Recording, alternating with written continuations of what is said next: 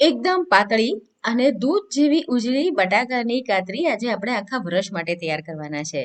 શિવરાત્રી પતે અને હોળીનો તહેવાર નજીક આવે ને એટલે બજારમાં નવા બટાકા આવે અને આપણે બધા જ એમાંથી બટાકાની વેફર અને કાતરી તૈયાર કરીએ. તો તમે જોઈ શકો છો કે એકદમ પાતળી એવી બટાકાની વેફર અત્યારે મેં તૈયાર કરી છે. તો આવી બટાકાની વેફર તૈયાર કરતી વખતે કઈ કઈ વાતોનું ધ્યાન રાખવું એ બધું જ આજના વિડીયોમાં જોઈએ.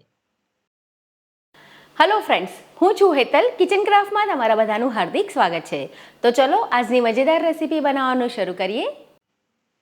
બટાકાની વેફર તૈયાર કરવા માટે અત્યારે મેં માર્કેટમાં જે નવા બટાકા આવે છે એ લીધા છે અને વજનમાં જોઈએ તો આ 3 કિલો છે. પાણીથી મેં બરાબર એને સાફ કરી લીધા છે એટલે એની ઉપર જે ધૂળ ગંદકી લાગેલી હોય ને એ સાફ થઈ જાય.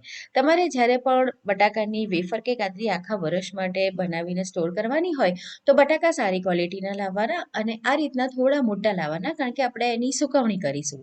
એનો પાણીનો જે પણ ભાગ હશે એ બળી જશે એટલે એ શ્રિંક થઈ જશે, એટલે કે સાઈઝમાં નાની થઈ જશે. તો આપણે થોડી મોટી વેફર તૈયાર કરવાની, એટલે જ્યારે સુકાઈને તૈયાર થાય ને તો બહુ નાની ના બને. તો બટાકાની છાલ કાઢી લેવાની અને આ રીતે બધા જ બટાકાની છાલ કાઢતા જવાનું અને પાણીનું એક તપેલું ભરી રાખવાનું અને બટાકાને એમાં મૂકવાના, જેથી આપણા જે બટાકા છે ને એ કાળા ન પડી જાય. હવે જ્યારે પણ તમારે બટાકાની વેફર કે કાતરી બનાવવાની હોય ને ત્યારે જ માર્કેટમાંથી બટાકા લાવીને ઉપયોગમાં લેવાના, એને રાખી નહીં મૂકવાના, નહીંતર એ નરમ પડી જશે. બધા જ બટાકાની છાલ કાઢી દઈએ પછી એક વાસણમાં પાણી લેવાનું છે અને સ્લાઇસર લઈશું. બટાકાની વેફર તૈયાર કરવા માટે આપણે બટાકાને ઊભો અથવા તો આડો, તમને જે રીતે ગમે રીતે પકડી શકો, પણ તમે જો આડો રાખશો ને તો બહુ જ વધારે મોટી સાઈઝ થશે. એના બદલે આમ ઊભો રાખશો ને તો બટાકાની વેફર મોટી પણ પડશે અને તમને એને સ્લાઇસ કરવામાં સરળતા પણ રહેશે. અને એને બહુ વધારે આપણે જાડી નથી પાડવાની, નહીંતર શું થશે કે આપણે એને સૂકવીશું ને પછી જ્યારે તળીશું ને તો બહુ વધારે જાડી લાગશે. તો બને એટલી આપણે એને પતલી કરવાની છે. પણ હા, એટલી પણ પતલી નથી કરવાની કે પછી જ્યારે આપણે આગળ પ્રોસેસ કરીએ ને ત્યારે એ તૂટી જાય. આ રીતે હવે જે સૌથી છેલ્લી નાની સાઈઝ હોય એને આપણે સાઈડમાં રહેવા દઈશું. એ બટાકાને એને તમે પાણીમાં રાખી મૂકો અને એને તમે શાક બનાવવાના કે કોઈ પણ ઉપયોગમાં લઈ શકો. તો તમે જોઈ શકો છો કે એમાં બને એટલી પતલી કરી છે, પણ બહુ જ વધારે પતલી પણ નથી.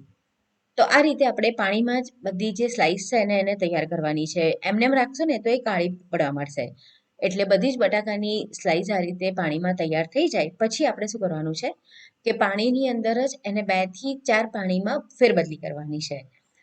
કેમ કે આ જે બટાકા હોય ને એની અંદર સ્ટાર્ચનું પ્રમાણ વધારે હોય. તો તમે એને પાણીથી ધોઈ લો 2 થી 4 વાર, એટલે બધું જ જે એક્સ્ટ્રા સ્ટાર્ચ હોય એ બધું જ નીકળી જાય ને આપણી જે વેફર છે ને એકદમ સરસ બને, સફેદ બને. તો આ રીતે થોડી થોડી વેફર પાણીમાં એડ કરતા જવાનું અને તમે જોશો જેવી તમે વેફર એડ કરશો ને તો પાણી તમને થોડું ડહોળું દેખાશે. તો જ્યાં સુધી ક્લીન પાણી ના આવે ને ત્યાં સુધી આપણે એને વોશ કરવાની છે અને થોડી થોડી વેફર એડ કરતા જવાનું ને હાથેથી આ રીતે એને તમારે ફેરવતા પણ જવાનું, એટલે બધી જ જે વેફર છે ને પાણીમાં એકદમ સરસ પ્રોપરલી સાફ થઈ જાય. આ રીતે કર્યા પછી બીજા તપેલામાં પાણી લેવાનું અને વેફરને એની અંદર નાખવાની. તો બસ આ પ્રોસેસ તમારે 2 થી 3 વાર કરવાની છે, જેથી એકદમ સરસ તમને ચોખ્ખું પાણી મળશે અને બધું જે એક્સ્ટ્રા સ્ટાર્ચ હશે એ નીકળી જશે. હવે અહીંયા મેં વેફર બનાવી છે, પણ તમે કાણાવાળી પણ સેમ આ રીતે તૈયાર કરી શકો છો. બીજું પાણી એડ કરી દઈશું. મેં 3 થી 4 પાણી ફેરબદલ કરી લીધા હતા, પછી તમે જોઈ શકો છો કે એકદમ સરસ ચોખ્ખું પાણી છે. તો હવે પાણી બદલવાની જરૂર નથી. તો એની અંદર મેં એક નાનો ટુકડો મૂક્યો છે ફટકડીનો, જેના કારણે આપણી જે વેફર છે ને એકદમ સરસ સફેદ બનશે. એનો કલર બહુ સફેદ આવશે એકદમ.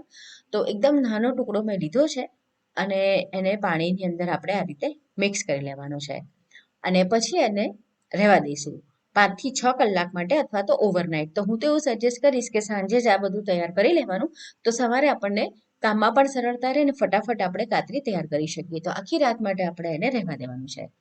હવે બીજા દિવસે સવારે આપણે જ્યારે જોઈએ તો એની અંદર જે આપણે ફટકડી નાખી હતી ને, તો તમે જુઓ બટાકાની જે સ્લાઇસ છે ને એ પહેલાં જે એકદમ આમ નરમ લાગતી હતી એ થોડી સ્ટીફ થઈ ગઈ છે, હાર્ડ થઈ ગઈ છે. તો એના કારણે આપણી જે કાતરી તૈયાર કરીશું ને તો ઉકાળીશું ને આપણે તો પણ એ જલ્દીથી તૂટશે નહીં. તો હવે આપણે મોટા તપેલામાં પાણી ગરમ કરવા મૂકીશું અને એની અંદર મીઠું એડ કરીશું. તમારે જો ન નાખવું હોય તો તમે એને સ્કીપ કરી શકો છો. તમે જો ઉપવાસમાં મીઠું ન ખાતા હોય બીજી વાર તો પછી તમારે આમાં મીઠું એડ નહીં કરવાનું. ઢાંકણ ઢાંકી અને પાણીને ગરમ થવા દેવાનું છે. તો 5 મિનિટમાં પાણી સરસ રીતે ગરમ થઈ જશે. આ રીતનું ગરમ થઈ જાય પછી આપણી જે વેફર છે ને એને આપણે ગરમ પાણીમાં રાખવાની છે અને 4 થી 5 મિનિટ જ રહેવા દઈશું. બહુ વધારે વાર નહીં રાખવાની, કારણ કે આપણી જે વેફર છે એ પતલી છે. તમે જો એને વધારે વાર રાખશો ને ઓવરકુક થઈ જશે ને તો પણ એ તૂટી જશે. તો બસ 4 થી 5 મિનિટ જ એને રાખવાની છે અને ચમચાથી આ રીતે એને થોડું મિક્સ કરવાનું. બહુ વધારે ઓવર મિક્સિંગ બી નહીં કરવાનું, કારણ કે આ તૂટી જાય જો તમે વધારે 2-4 વાર એને ફરાય કરો તો. તો 4 થી 5 મિનિટમાં જ તમે જોશો તો આપણી જે બટાકાની વેફર છે થોડી પહેલા કરતાં નરમ થશે, એનો કલર પણ થોડો ચેન્જ થશે અને જ્યારે તમે એને આમ હાથમાં લઈને તોડશો ને તો ઇઝીલી એ તૂટી જશે. તો બસ આ એની નિશાની છે કે આપણી જે વેફર છે અત્યારે તૈયાર થઈ ગઈ છે. તો ગરમ પાણીમાંથી આપણે એને કાઢી લેવાની છે. તો આ રીતનો મોટો ઝારો લેવાનો અને કોઈ પણ કાણાવાળું વાસણ, ચારણો, ચારણી કંઈ પણ તમે રાખી શકો અને એની અંદર આપણે આ વેફરને મૂકી દેવાની. એટલે એક્સ્ટ્રા જે પણ પાણી હોય ને એ બધું જ એની અંદરથી નીતરી જાય. તમે જો સળીવાળી કાચ બનાવતા હો અથવા તો જાળીવાળી બનાવતા હો તો એમાં પણ પ્રોસેસ તો તમારે સેમ ફોલો કરવાની છે. હવે જ્યારે બીજી બેચ આપણે મૂકીએ ને તો મીઠું થોડું ઓછું થઈ ગયું હોય તો ફરીથી આપણે મીઠું એડ કરી દેવાનું અને બટાકાને એની અંદર ઉમેરવાના. સેમ આ પ્રોસેસથી બધી જ આપણે જે વેફર છે એ તૈયાર કરવાની છે. હવે મેં અત્યારે અહીંયા આગળ એક પ્લાસ્ટિક લીધું છે અને એની ઉપર આપણે એક એક કરીને એને સુકવવા માટે મૂકી દઈશું. તમે કોઈ પણ કોટનનું કપડું અથવા તો સાડી હોય તો તમે એ પણ લઈ શકો છો, પણ એક એક વેફર છૂટી મૂકવાની છે. એવું નથી કે આમ વેફરને ફેલાઈ દેવાની. એમાં શું થશે, એકની ઉપર એક વેફર હશે ને તો એ બરાબર સુકાશે પણ નહીં. તો બસ થોડી આમાં મહેનત એટલે કે ટાઈમ લાગે એવું હોય છે. તમારે ઘરના અન્ય સભ્યની મદદ લઈ શકો. ઘરમાં જો બાળકો હોય ને તેમને તો આ કામ ખૂબ જ ગમશે. તો તમારે ફટાફટ આ રીતે બધી જે સ્લાઇસ છે ને અરેન્જ કરી દેવાની છે અને એક જ દિવસની અંદર આ તૈયાર થઈ જશે. હા, તમારે ત્યાં તડકો ન આવતો હોય તો તમે એને ઘરમાં રાખશો તો 2 દિવસ લાગશે. તો જો સુકાઈને આપણી એકદમ સરસ વેફર તૈયાર છે. તમે જોઈ શકો છો કે કેટલી એ ટ્રાન્સપરન્ટ છે, કારણ કે એકદમ જ એ પતલી છે.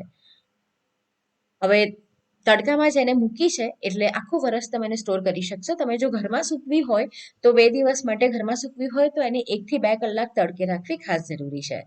જ્યારે પણ તમારે વ્રત ઉપવાસમાં એને ખાવી હોય તો તેલને બરાબર ગરમ કરી લેવાનું, પછી ગેસની ફ્લેમને મીડિયમ અને હાઈની વચ્ચે રાખવાની અને એને તળી લેવાની. એકદમ પતલી છે એટલે થોડું ધ્યાન રાખવું પડશે. થોડું પણ જો તેલ વધારે ગરમ હશે તો કદાચ એ થોડી લાલ થશે. તો બસ તમે ઈચ્છો તો આની ઉપર તમે મસાલો નાખીને પણ ખાઈ શકો છો અથવા તો આપણે મીઠું નાખેલું છે તો એમને પણ ખાઈ શકો છો. તો ફ્રેન્ડ્સ, આજની રેસીપી તમને કેવી લાગી કમેન્ટમાં ચોક્કસ જણાવો. જો તમને રેસીપી પસંદ આવી હોય, વિડીયો પસંદ આવ્યો હોય તો વિડીયોને લાઇક કરી તમારા ફ્રેન્ડ્સ અને ફેમિલીની સાથે એને વધુને વધુ શેર કરો અને આવી નવી રેસીપી જોવા માટે કિચન ક્રાફ્ટ ચેનલને જરૂર સબસ્ક્રાઇબ કરો. તો ફરીથી મળીશું નવી મજેદાર રેસીપીની સાથે.